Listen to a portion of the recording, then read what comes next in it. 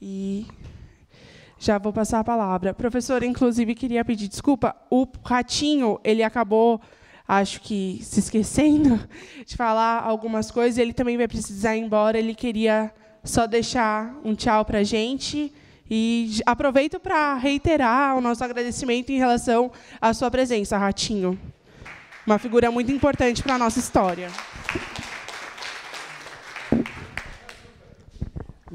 Primeiro do que tudo, eu só tenho que agradecer por este momento e vou fazer o máximo aí, estar disposto aí com vocês, a hora que for preciso, pode nos procurar. Se eu for digno de ajudar vocês, eu estarei junto com vocês. Outro momento, só queria corrigir aqui, que fiquei com um grande sentimento de não ter falado no nome de duas pessoas que ajudou tanto nessa caminhada, que foi o Antenor que levou ela lá para trabalhar junto com nós lá, que foi a irmã Inês e a irmã Gregória. Foi um braço direito nessa caminhada. Foi duas mães que abraçaram a luta, que estiveram presentes, aquelas pessoas mais necessitadas, e só tem que agradecer a Deus com a presença dela, e lógico, de todos vocês que estiveram aí junto com nós. É isso que eu quero corrigir aqui, que a irmã Inês foi tudo e sempre será, todos os momentos, só em lembrar dela já é uma força de modo especial para mim. Quero, de modo especial, agradecer a vocês por esse momento, desejar para vocês um bom encontro. Devido ao meu estado de saúde, eu estou indo embora, mas estou disposto a ir ajudar o que for possível aí com vocês. Quero dizer que estou muito contente de rever todos vocês, com talento, todos jovens, com força de lutar.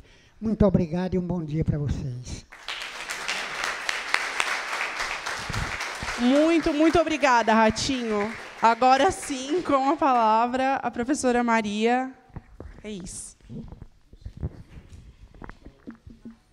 Ratinho, antes de você ir embora, você vai me dar a 4ª entrevista ainda, tá? Porque você já me deu 3 e eu vou passar a bola para esses 2 alunos aqui. Eles vão ler as entrevistas que você me deu no passado, em vários momentos, e depois eles vão fazer a 4ª entrevista com você. Então, pode esperar, tá bom?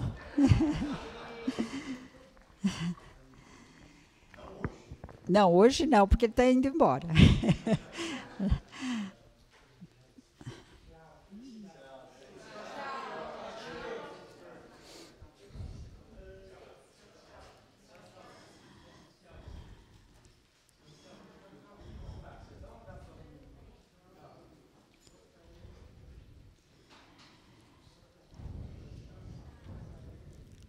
Podemos começar? Bom, mais uma vez, bom dia a todos presentes, né? Quase boa tarde. É um prazer muito grande estar aqui com vocês, é uma alegria. Ademais, chovendo, gosto muito de chuva. Eu acho que eu partilho, né, da alegria da natureza com a chuva. E também gostaria de agradecer a iniciativa da organização desse evento, a ABRA, a Pastoral dos Migrantes, a Missão Paz, e todas as outras pessoas que se acham aqui através das suas representações de partidos, de assessorias, de movimentos sociais, sindicatos, e também aos meus colegas e amigos aí da universidade, particularmente ao Chiquinho. Acho que o Valditudes teve uma lembrança muito boa referente às irmãs da pastoral, a irmã Inês, a irmã Gregória e outras que passaram também aqui pela pastoral de Guariba, e a relação que elas tiveram, uma relação bastante estreita com os locais de origem dos trabalhadores. Então, por exemplo, a irmã Sandra, que faleceu, e que era uma pessoa que frequentemente estava aqui acompanhando o que estava acontecendo aos trabalhadores provenientes de Minas Gerais aqui, também os padres da CPT, as freiras da CPT, do Maranhão, basicamente, do Piauí, da Bahia, enfim. Era, como bem lembrou o Antenor, era o Cailá. Então, não era só um trabalho que era desenvolvido aqui, mas também um trabalho muito, muito conectado aos locais de origem. Portanto, era uma rede que se estabeleceu e que se frutificou aí durante bastante tempo, né, durante esse percurso todo. Bom, eu preparei muita coisa para dizer hoje aqui para vocês, inclusive uma série de fotografias que não será possível assim comentá-las, né? Então, eu pedi a Júlia, né, a Júlia para ir passando as imagens, mas aí eu gostaria que vocês me ouvissem e também acompanhassem um pouco as imagens que serão projetadas, né? Bom, como o Gabriel disse, nós não vamos aqui só falar do passado, porque esse passado... e lembrar que essa frase, a coragem, ela vem da consciência, e é uma frase do Padre Bragueto. O Padre Bragueto me deu uma entrevista em 1988, e essa entrevista está publicada na Revista dos Alunos, que estão ali, o Gustavo e a Thalia, que é uma revista do programa de pós-graduação em Sociologia. Depois, se vocês tiverem interesse, eles podem dizer o local exatamente onde essa entrevista está publicada. E, com esse título, a coragem ela vem da consciência. E ele descreve todo esse percurso dele, quer dizer, como ele trabalhou e ele contribuiu em relação a essa organização dos trabalhadores. E gostaria de dizer que ele dá uma ênfase muito grande à participação das mulheres. As mulheres estiveram muito presentes nesse processo de lutas e de conscientização dos trabalhadores. Então, por exemplo, quando ele vai para a Dobrada, que não tinha ainda o sindicato, ele tem todo um trabalho de organização para fundar o sindicato. Ele coloca as mulheres na diretoria do sindicato e um presidente homem, e, segundo ele, era para não fazer um escândalo muito grande, né? Então, o homem era o presidente, mas a diretoria toda era constituída por sindicatos, por mulheres. Outro ponto importante que ele ressalta era a missa, que era celebrada nos pontos. Isso foi uma reivindicação das mulheres. As mulheres que pediram a ele, olha, às 4h30 da manhã, 5 horas da manhã, a gente está no ponto tal, a gente gostaria que o senhor fosse lá celebrar uma missa. E ele começou a celebrar as missas. Além disso, o que ficou assim icônico, né, que ficou muito marcante na atuação do Padre Bragueto junto com as mulheres, foi a bênção dos podões, né? Então, ao invés de dizer, olha, esse podão aqui é uma arma, e é uma arma, isso aqui pode matar uma pessoa, né? Não era isso que ele dizia. Leva isso para a igreja no domingo de Ramos, ao invés de levar o ramo, leva o podão e nós vamos benzer os podões. Então, ele fazia isso. Então, era aquilo que nós podemos dizer, uma espécie de arma a arma dos fracos. Como é que os fracos vão se organizando, vão se mobilizando, digamos assim, para realmente mudar as suas próprias condições de vida. Bom, essa entrevista eu considero assim uma entrevista fundamental, viu, Gabriel, para a gente estabelecer isso que que vocês todos estão trabalhando, que é a construção, digamos assim, desse projeto de ressignificar essa memória. Bom, então, primeiramente, concordando com o que foi dito, que o passado não é algo que passou e acabou. Então, muitas vezes a gente diz assim, não quero saber do passado, passado, passou, passou. Não, isso não existe, não existe isso. O que nos importa é trazer esse passado para o presente e conversar com ele, conversar com esse passado, perguntar a esse passado como é que foi, e como é que ele está, e como é que ele pode seguir em frente. Então, nós temos, na verdade, 3 tempos. Nós estamos aqui no presente, que é o momento atual, nós lembramos do passado, que é importante para nós, e depois nós fazemos um projeto para o futuro. Então, são 3 tempos que estão conectados, estão relacionados. Não existe aí uma divisão no sentido que o que passou, passou e que não interessa mais. Não, interessa sim. E, na medida em que a gente mexe nesse baú, a gente vai encontrando coisa que a gente nem podia imaginar. Porque esse é o baú da memória. O baú da memória, nós podemos dizer que ele é infinito, porque vem da memória nossa, daquilo que a gente lembra, e vem também da memória de outras pessoas que também partilharam daquela mesma situação. Bom, então, eu acho que esse é um ponto realmente fundamental, e dizer que a memória ela é revolucionária. Ela é revolucionária. Quer dizer, ninguém faz um projeto de transformação social sem conhecer o passado.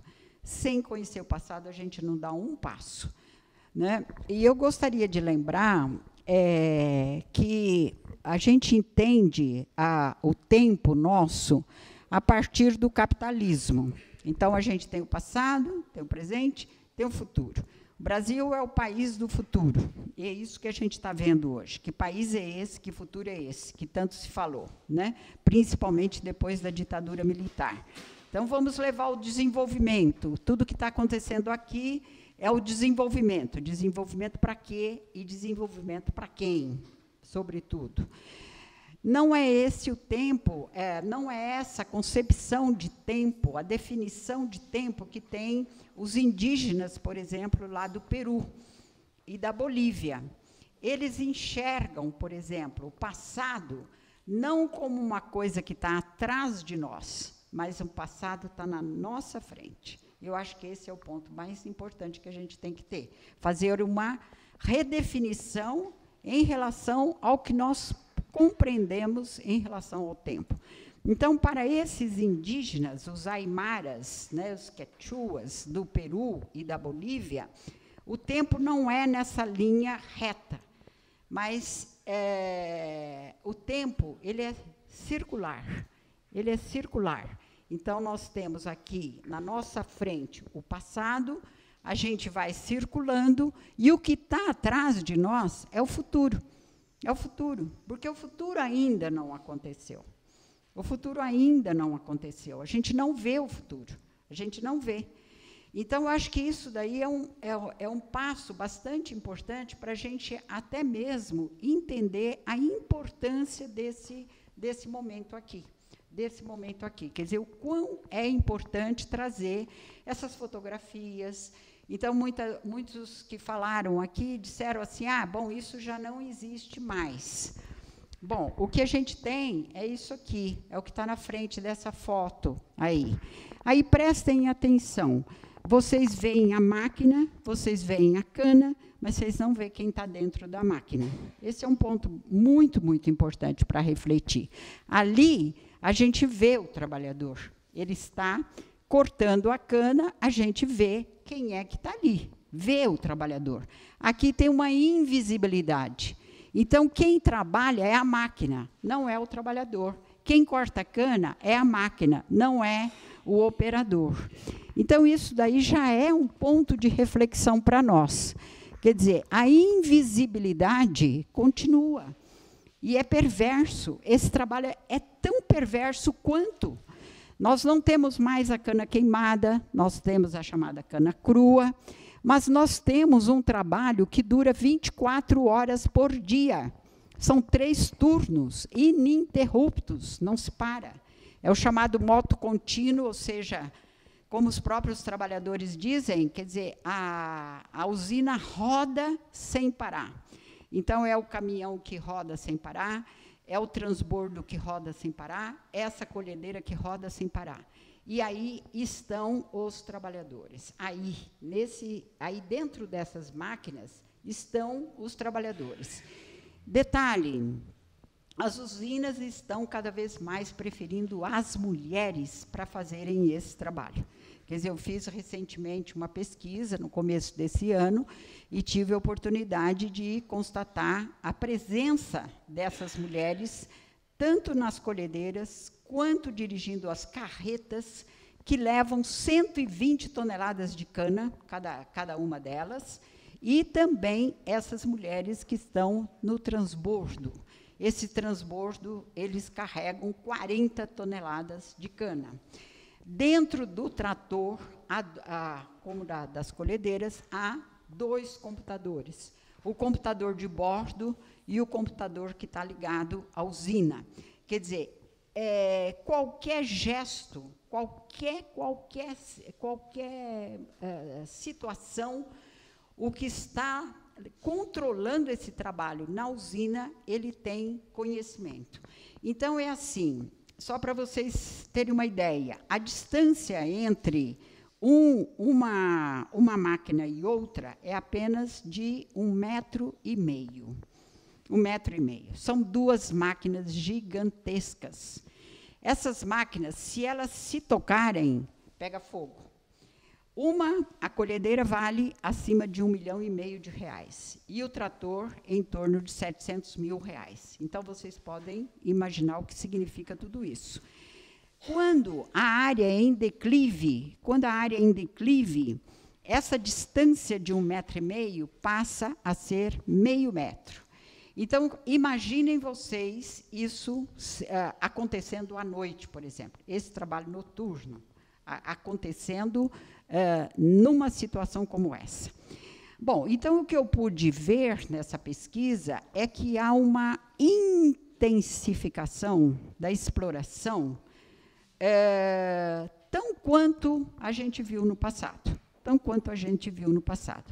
Mas o que eu acho mais importante, portanto, é a gente fazer essas conexões e não ter assim nenhuma ingenuidade, eu diria, de achar que tudo está resolvido. Não temos a queimada, mas nós temos as chuvas de veneno. Nós temos o ar contaminado, nós temos aí situações 1000, mostrando que as cidades canavieiras da nossa região, os índices de câncer são muito maiores do que na cidade de São Paulo. Temos isso tá disponibilizado. Então, as águas estão sendo contaminadas, sobretudo pela vinhaça, que é jogada nos canaviais, e assim por diante. Então, eu acho que é muito importante a gente ter isso em mente, que o apagamento da memória dos trabalhadores rurais foi algo que a própria mecanização teve um papel muito importante. Então, tá bom, vamos mecanizar, vamos resolver todos esses problemas, e não temos mais trabalhadores rurais, não temos mais migrantes, não temos mais cortadores, quer dizer, isso aqui é coisa do passado. É assim, quer dizer, nós temos aqui, usando até uma palavra, que é um conceito que é bastante utilizado hoje para quem trabalha com escravidão, uma diáspora. A Pastoral do Migrante, por volta de 2002, mais ou menos, estimava que havia 800 mil cortadores de cana no estado de São Paulo. Esse número, hoje, vejam bem o que nós temos. Aí a pergunta é, bom, e o que aconteceu a esses trabalhadores? Eles foram para onde? Onde é que eles estão? Estão empregados? Hoje a gente vê manifestações, por exemplo, na Bahia, violência, um crescimento absurdo da violência na Bahia. Em Pernambuco, e em Alagoas, há algumas pesquisas já mostrando que eram ex-trabalhadores migrantes que foram, pura e simplesmente, abocanhados pelo tráfico e pelo crime organizado. Não estou dizendo que todos foram para esse caminho, não, mas muitos foram porque as alternativas não aconteceram. Então, eu acho que são muitos pontos que nós podemos estabelecer nesse momento. Mas eu acho que o mais importante é saber, assim, qual é o nosso projeto? Qual é o nosso projeto? Então, é trazer esse passado e conversar com ele. conversar com esse passado. Então, quando a proposta que o Gabriel coloca, bom, é uma reparação, tudo bem, é um ponto de partida, mas nós não podemos dizer, mas nós não podemos imaginar que essas máquinas estão aí sozinhas, não. Tem gente dentro delas, tem pessoas dentro delas, tem homens e tem mulheres aí dentro. E tem gente nas usinas, tem gente com esses computadores, tem gente fazendo esse círculo, que é o chamado comboio, que abastece essas máquinas a cada momento, conserta pneu e assim por diante. E temos também um outro ponto bastante importante, que é o nosso posicionamento político, a nossa prática política diante disso.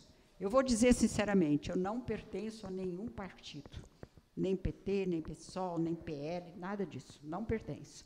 Mas o meu posicionamento é crítico em relação à situação social desse país. Então, não vou pactuar com desenvolvimento, com ideia desenvolvimentista, jamais, porque eu já sei no que dá e o que pode acontecer. Acho que o nosso Brasil está pleno de exemplos disso. Bom, como é que eu cheguei, né, cada um aqui falou um pouco da sua própria experiência, como é que eu cheguei aos trabalhadores e por que eu estou aqui? Eu estou com quase 80 anos de idade, sou professora aposentada, que já estou quase numa segunda aposentadoria, se for contar o tempo, e estou aqui, num sábado. Eu vim a Guariba muitos e muitos sábados. A irmã Inês me convidava para eu dar palestras para as mulheres. Eu dei muitas palestras para mulheres, justamente para tocar na questão de gênero e na questão da violência que essas mulheres sofriam. Quer dizer, além da exploração do trabalho, elas sofriam uma violência dentro de casa perpetuada pelos maridos. Isso com muita frequência. Então, eu vim muitas e muitas vezes para dar palestra às mulheres, vim também para dar palestra aos trabalhadores, para mostrar, sobretudo, alguns resultados de pesquisas meus. Então, eu produzi lá atrás, em 1990, 91, um vídeo chamado As Andorinhas, nem lá, nem cá. E esse vídeo a gente mostrou para os trabalhadores, nós nos reunimos aqui em Dobrada, acho que foi Dobrada, e os trabalhadores foram trazidos dos alojamentos, né, pela pastoral, e depois a gente fez assim, uma roda de conversa com eles para saber o que eles acharam do trabalho, enfim, como é que eles interpretavam tudo aquilo ali. Enfim, mas, antes disso, eu tive um encontro com esses trabalhadores. Eu fiz a minha pós-graduação na França e já trabalhei com o tema rural, principalmente com os colonos, quer dizer, essa passagem dos colonos para os boias frias. E depois eu vim trabalhar em Araraquara, na Unesp, e aí, junto com outras pessoas, dentre elas a professora Vera Bota, nós começamos, então, a fazer pesquisa na região. E só lembrando que, naquele momento, uma das pessoas que integrava a nossa equipe era o Edinho, que hoje é prefeito da cidade de Araraquara. Ele foi me orientando quando ele fazia o curso em Araraquara, fazia, inclusive, o curso noturno. Bom, e numa dessas andanças, eu fui a uma cidade próxima a Ribeirão, e aí uma pessoa me disse assim, você já conheceu um barracão? Eu falei, não, nunca fui a um barracão. Ah, então vou te levar. Aí me levou até esse barracão, e era uma fazenda de café. Talvez aí vocês podem ver também, né, que são os trabalhadores do café, que é outro ponto importante também. Não era só, a migração não era só para a cana, era para o café e laranja também, sobretudo. E aí, ele me levou para esse barracão e foi uma experiência impactante, porque era uma fazenda, o proprietário muito rico, um cafeicultor muito poderoso, muito rico, E ele tinha, de um lado, ao lado da sede da fazenda, um aras de cavalos premiados em vários concursos nacionais. Aí depois tinha um córrego e do outro lado estava esse barracão. E esse barracão era assim mesmo, era um barracão e com divisórias em plástico preto, e ali estavam 60 pessoas. 60 pessoas. Eram homens, mulheres, crianças, e eram pessoas vindas do Vale do Jequitinhonha, né, Minas Gerais. E quando primeiramente, eu já fui, eu cheguei a esse barracão muito impactada pela diferença, quer dizer, de um lado, vendo esses cavalos, como eles eram tratados, e depois, do outro lado, como esses trabalhadores estavam. E eu passei, era um domingo, e eu passei o dia todo conversando com essas pessoas. E, assim, era uma tristeza, e eu acho que algumas fotos talvez possam mostrar para vocês. Era uma tristeza, assim, era alguma coisa muito forte que vinha da alma dessas pessoas. E havia algumas delas que tinham muitas feridas no corpo. E eu achei que fosse alergia por causa do sol, alguma coisa assim. Depois, quando eu fiz a pesquisa lá no Vale do Jequitinhonha, eu descobri que era lepra. Lepra, minha gente, lepra. Lá, e eu fui consultar o posto de saúde, um médico, e ele me deu o relato de todos os leprosos que estavam ali. E muitos deles saíam para vir para cá, ou para o corte da cana, ou para a colheita do café. Bom, e alguma coisa que ficou muito na minha memória foi o seguinte, aqui, a frase, aqui não é o lugar da gente, aqui não é a terra da gente. E aí eu fiquei, bom, o que significa isso? O que significa terra? O que significa lugar? E fui fazer a pesquisa no Vale do Jequitinhonha, para entender o que era aquela terra, que terra era essa, que lugar era esse, como viviam as pessoas. Então, vejam bem, eu parti daqui, fui para lá, depois voltei para cá. Mas foi um processo, eu não voltei mais a mesma. Jamais eu fui a mesma. Porque não foi possível realmente ser a mesma diante daquilo que eu vi. Que eu vi aqui, a situação daquelas pessoas, e que eu vi lá. O Antenor falou do eucalipto. O eucalipto chegando naquelas terras, tomando as terras das pessoas, expropriando. E ali era um meio de vida. E vejam bem, Gabriel, hoje o que a gente tem no Jequitinhonha? O lítio. Vocês estão sabendo disso. O lítio é um material